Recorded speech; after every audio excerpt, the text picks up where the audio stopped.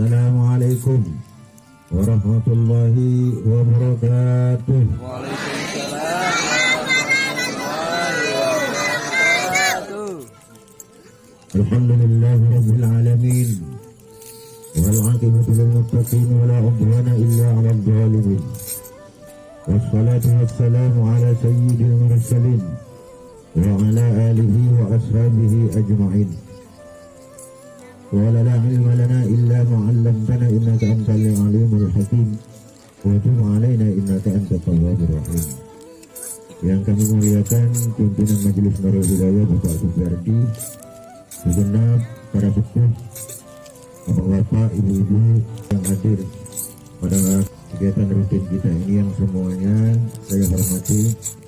Hadirin yang dimuliakan Allah, tentu kita hidup ini karena kita diciptakan oleh Allah Subhanahu wa taala, karena kita dihidupkan oleh Allah Subhanahu wa taala, karena kita diberi nikmat oleh Allah Subhanahu wa taala, kita diberi kesehatan oleh Allah Subhanahu wa taala.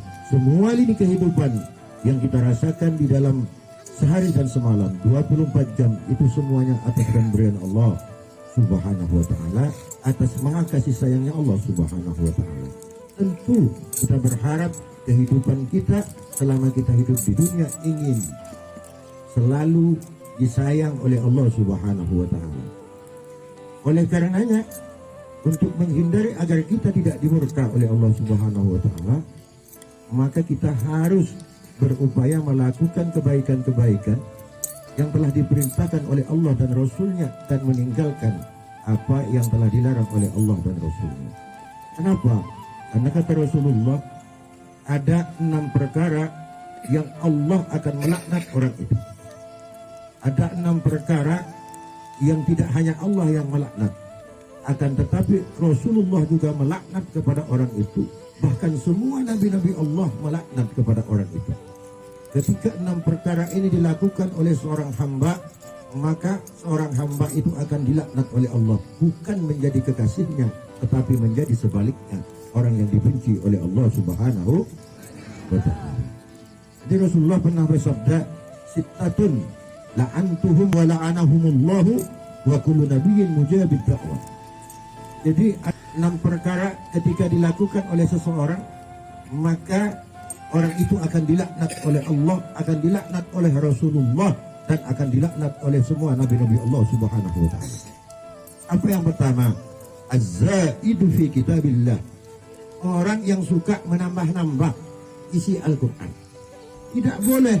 Kenapa? Makanya di dalam Al-Quran di akhir kita hatamkan Al-Quran itu ada bacaan wa tammat kalimatu rabbika sidqan wa adla la mubaddila li kalimatihi wa huwas samiul alim.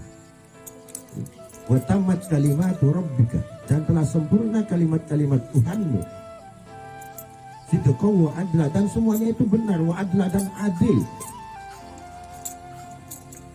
La mubaddila li kalimatihi wa huwas samiul alim. Tidak ada keraguan dari kalimat-kalimat Al-Quran itu, dan sesungguhnya Allah itu maha mendengar dan maha mengetahui. Artinya untuk memahami Al-Quran itu bukan hal mudah. Ketika kita tidak paham Al-Quran, tidak paham artinya, tidak paham maksudnya, maka tidak boleh seseorang itu untuk sok-sok tahu menafsir Al-Quran sesuai kemauan, sesuai pikiran dia sendiri. Orang ahli tafsir yang bisa menafsirkan Al-Quran itu adalah orang-orang pilihan. Banyak syarat yang harus dilalui agar dia bisa menjadi seorang mufassir, yaitu menafsirkan Al-Quran, menafsirkan tentang isi-isi Al-Quran. Kita orang-orang yang kurang dalam keilmuan ini, kita dipermudah oleh para ulama zaman dahulu, para ulama salafus sholihin.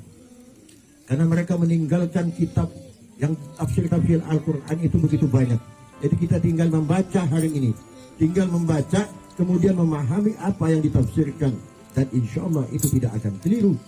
Itu kenapa kita itu mengenal ada madhab. Kita yang mengenalnya itu ada 4 madhab, yaitu madhab Maliki, Hambali, Hanafi, Syafi'i. Kalau ada orang mengatakan untuk apa kita hari ini bermadhab, bukankah kita bisa langsung kembali kepada Al-Quran? Bukankah kita langsung kembali kepada hadis? Kalau orang mengatakan seperti itu, sesungguhnya dia itu bukan orang pintar.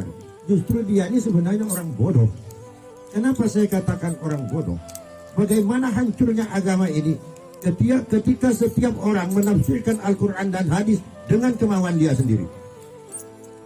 Justru adanya madhab inilah kita itu tidak kesasar dari maksud dari Al-Quran dan hadis yang dimaksud yang kita baca itu. Kenapa? Karena mereka menafsirkan Al-Quran dan hadis itu memang sudah sesuai dan itu memang orang-orang pilihan dari Allah Subhanahu wa Ta'ala. Ada 10 orang menafsirkan Al-Quran, maka 10 pemikiran yang akan muncul sesuai keilmuan masing-masing. Semua orang nanti akan menafsirkan agama ini sesuai kehendak dia. Oleh karenanya Allah sangat melarang orang menafsirkan Al-Quran, orang menambah-nambah, orang mengurangi terhadap isi dan maksud dari Al-Quran. Maka kalau itu dilakukan, maka itu akan dilaknat oleh Allah, akan dilaknat oleh Rasulnya, dan akan dilaknat oleh para nabi Allah yang lain. Yang pertama. Yang kedua, wal mukaddimu bi qudratillahi ta'ala. Jadi orang yang mendustakan bi qadrillahi ta'ala terhadap qadarnya Allah.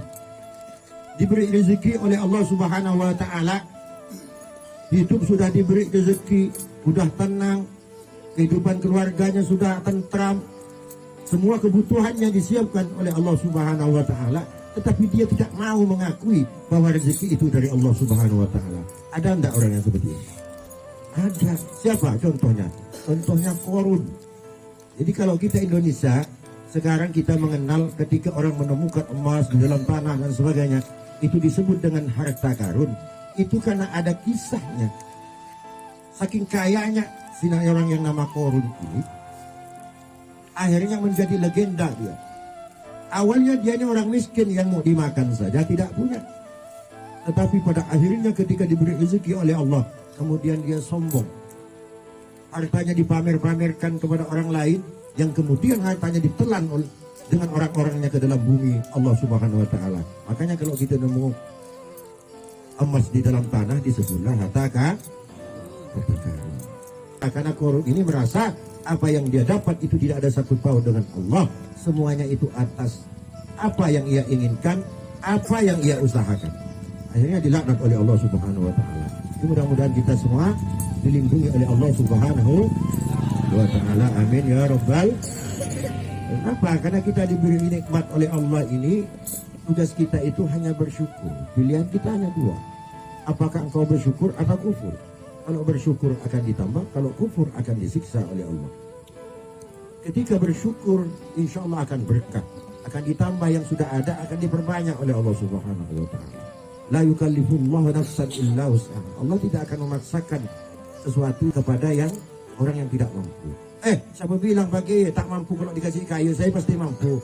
Iya, karena kita nafsu yang ngomong gitu. Allah yang maha tahu, karena Allah yang menciptakan kita. Oh si bulan, engkau gini saja rezeki kamu, jangan jadi kaya raya. Cukuplah. Kenapa? Karena ketika kaya raya engkau tak akan mampu. Engkau akan menjadi orang yang nanti akan bermaksiat kepadaku. Akhirnya dikasih sedang-sedang saja. Ada orang yang dikasih kaya raya benar, karena dia anggap mampu. Itu pun ada dua. Ada yang memang itu dilewatkan iblis, ada dilewatkan malaikat rezekinya. Kalau yang lewat iblis, sengaja oleh Allah Subhanahu wa Ta'ala, biar dia makin banyak. Karena dia memang sudah ditakdir oleh Allah akan masuk ke neraka Allah Subhanahu wa Ta'ala. Sehingga kehidupannya itu diberi rezeki oleh Allah dengan jalan-jalan yang tidak benar. Jangan terlalu bangga kita ketika kita diberi rezeki Allah lewat jalan kiri. Jangan terlalu bangga, karena itulah nanti perapian kita di neraka. Waquduhan nasu wal hijarah. Jadi neraka itu nanti kayu apinya itu adalah an-nasu, manusia, wal hijarah, dan bebatuan. Jadi manusia harta-hartanya jadi perapian nanti ketika jalannya tidak benar. Oke, di dunia mungkin engkau senang, tapi tidak akan pernah tenang. Karena jalan yang tidak, harta yang tidak benar tidak akan membawa ketenangan. Kalau kesenangan bisa jadi, tapi kalau ketenangan tidak akan pernah didapat. Karena ketenangan itu hanya bisa didapat dengan kita mendekatkan diri kepada Allah Subhanahu wa Ta'ala. Jangan pernah kita mengingkari apa yang telah diberikan oleh Allah Subhanahu wa Ta'ala, apalagi sombong. Karena mentang-mentang dikasih rezeki sedikit, sama ibu-ibu ingat-ingat, mentang-mentang mampu beli gelang, Gelang berderet sampai 30 putih. Gelang apa namanya dulu? Keroncong ya. Asal depan tetangganya yang kelihatan tetangganya di teras.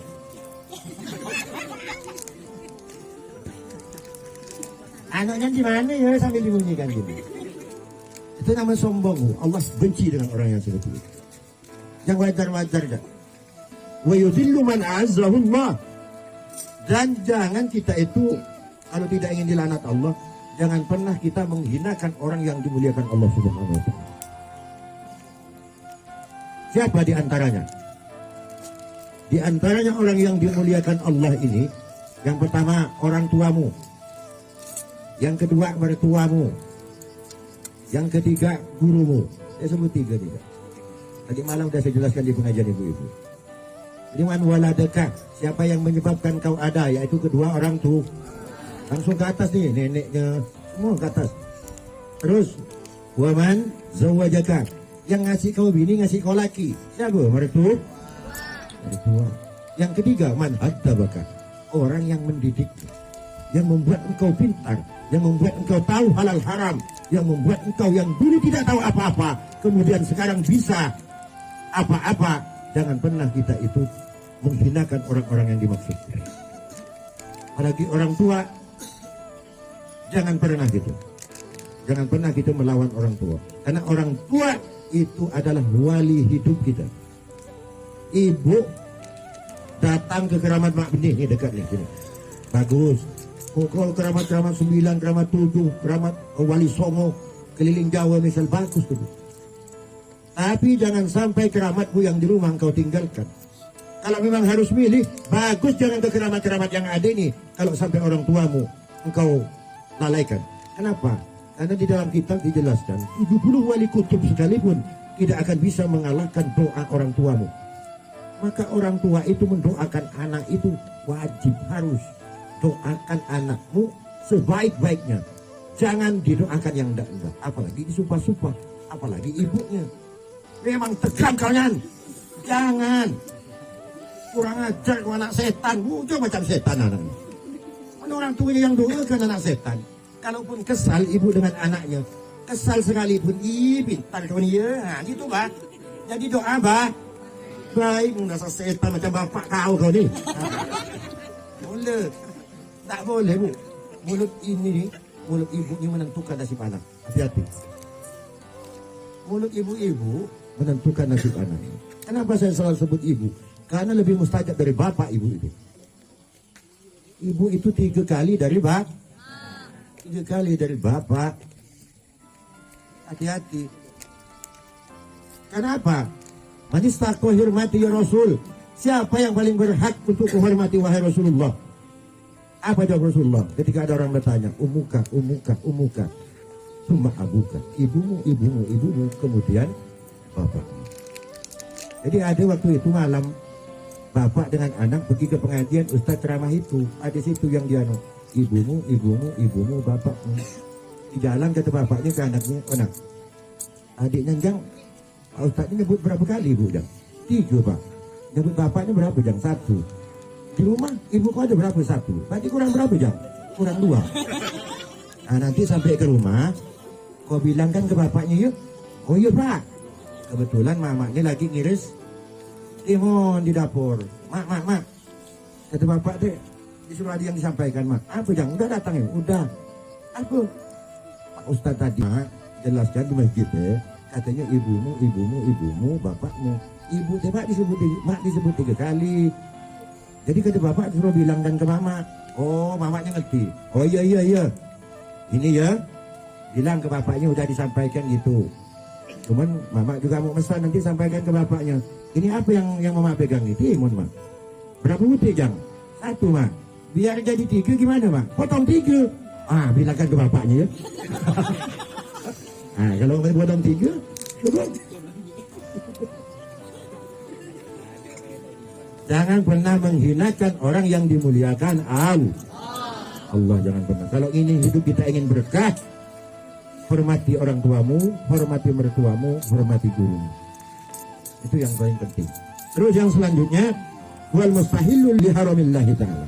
Jangan pernah menghalalkan yang diharamkan Allah. Jangan pernah menghalalkan yang diharamkan Allah. Al-halalu bayyinun wal haramu bayyinun. Haram itu telah jelas, yang halal juga jelas. Jangan diremang-remangkan, jangan diputar balik.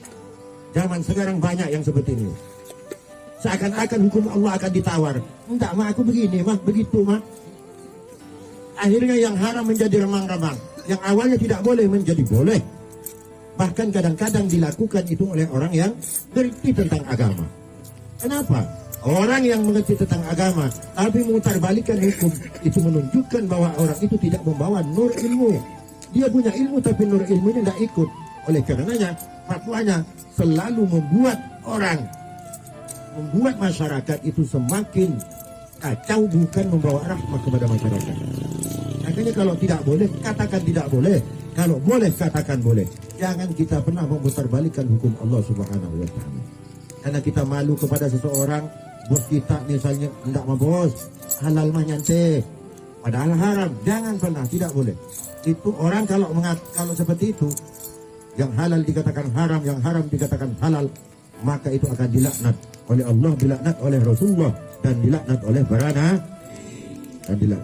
nabi. Yang selanjutnya, wal mustahillu min itrati ma haramallah. Orang yang menghalalkan perkara yang diharamkan untuk keluarga dan keturunan Nabi, yaitu kita kenal dengan Habib dan Syarifah. Jadi keturunan Nabi ini kita tidak boleh, Bu. Kita tidak boleh kurang ajar kepada Habib, kita tidak boleh kurang ajar kepada Syarifah. Ketika ada oknum Habib, ketika ada oknum Syarifah yang melakukan perbuatan tidak benar, kita wajib tidak ikut terhadap perbuatan yang tidak benar, tetapi untuk kurang ajar itu kita tidak boleh. Kenapa? Logikanya begini. Kalau saya ini pengen minta tolong kepada Pak Ahmad, tetapi anak Pak Ahmad saya pukul terus, saya buat nangis terus. Kira-kira nyaman dah? Nyaman dah yang meminta tolong ke Pak Ahmad? Tak enak lah kita. Sama juga, kita menyakiti keluarganya, kita mengganggu keluarganya, tapi kita minta syafaat Nabi. Syafaat dari mana mau kita dapat? Jadi keluarga Nabi ini memang harus ada perlakuan khusus kita. Kalau tidak baik jangan diikuti, tetapi kita tidak boleh untuk kurang ajar terhadap dia. Meskipun dia orang tak berilmu, habaib. Nah, yang dimaksud di sini ini, kita memberikan hal-hal yang haram. Ngasih makan haram kalau ke Habib nggak boleh, dilaknat oleh Allah kalau itu kita lakukan. Yang kedua misalnya, kalau Habib dan Syarifah ini kan nggak boleh terima zakat, kita kasih zakat misalnya, nggak boleh tuh, nggak boleh. Nyata-nyata uang tidak halal kita kasihkan ke dia, makanan tidak halal kita kasihkan, kita nggak boleh itu. Hukumnya tidak boleh. Ini sudah pernyataan langsung dari Rasulullah SAW bahwa orang yang melakukan itu akan dilaknat oleh Allah Subhanahu wa Ta'ala. Terus yang selanjutnya, wattariku li sunnati. Jadi orang yang meninggalkan sunnahku, kata Nabi. Banyak sunnahnya. Termasuk apa? Orang nikah juga sunnah Nabi orang nikah itu. An-nikahu sunnati, faman lam ya'mal bi sunnati. Kalau acara nikah itu kan ada. Falaisa minni. Nikah itu adalah sunnahku. Siapa yang tak mau nikah, maka dia tidak termasuk dari umatku, kata Rasulullah Sallallahu Alaihi Wasallam. Jadi kalau ada yang belum nikah, cepatan juga pergi. Apalagi yang udah jomblo-jomblo, yang udah tua-tua. Kalau yang janda pakai, bagus tuh. Janda malah lebih bagus. Lebih bagus. Kenapa? Karena usia menikah itu idealnya itu, kalau menurut Islam ya, kalau mengikut Islam, kematangannya akan cukup itu. Tingkat kematangan anak yang akan cukup itu ketika yang laki-laki itu umurnya laki-laki itu antara 20 sampai 25. Kalau yang perempuan itu antara 17, 18 sampai ke 20. Meskipun sekarang ada syarat kita dari pemerintah itu berapa kita? 18 sampai 19. Nah, tetapi dari agama kita itu 17, 18 sampai 20 itu yang perempuan. Kalau yang laki-laki itu 20 sampai 25. Karena apa? Tingkat kematangan sudah cukup. Jadi kalau punya anak, ditawar umur senyan tuh. Jangan dia umur 9 tahun dah ditunangkan, perak nanti. Belum waktunya. Gak boleh. Biarpun anaknya, Pak mau kawin misalnya. Di umur misal yang lelaki masih umur 16, usah lojang. Ada mau kawin aku usah dulu. Selagi bisa ditahan dulu, jangan. Kenapa? Karena kalau di bawah itu tuh laki-laki dia tingkat kedewasaan pemikirannya masih belum. Itu menurut agama belum saatnya. Dia ini harus bayangan hidup. Asal terbayangi.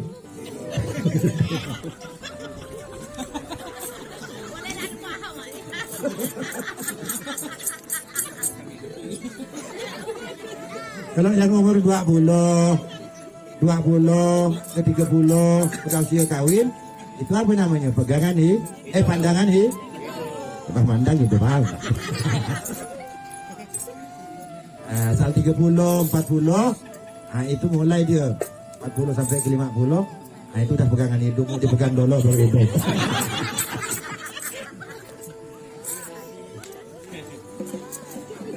Kalau 60 ke atas itu tak bisa pegangan hidung harus perjuangan hidup berobat dulu baru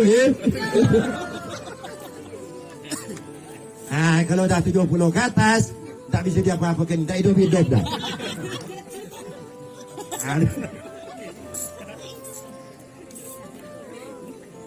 Jadi jangan tinggalkan sunnah Nabi. Lakukan ketika sholat, itu sholat sunnahnya lengkapkan, itu sempurnakan. Sallu kama ra'aitumuni usolli, kata Rasulullah. Sholatlah kalian sebagaimana aku sholat. Gimana sholatnya Rasulullah? Fardu dilakukan, sunnahnya juga dilakukan secara sempurna. Tidak terburu-buru, itu Rasulullah. Terus yang selanjutnya terakhir, fa'inallah ta'ala la yandur ilaihim yawmal qiyamati nadar rahmah. Kalau yang 6 ini dilakukan oleh seseorang hamba, maka Allah nanti di akhirat tidak akan ada belas kasihan terhadap orang-orang itu. Jangan pernah kita lakukan yang 6 yang telah disampaikan oleh Nabi ini, yang telah dilarang oleh Allah Subhanahu wa ta'ala. Demikian yang dapat kami sampaikan. Ihdinas siratal mustaqim wa la minkum. Wassalamualaikum warahmatullahi wabarakatuh. Waalaikumsalam warahmatullahi wabarakatuh.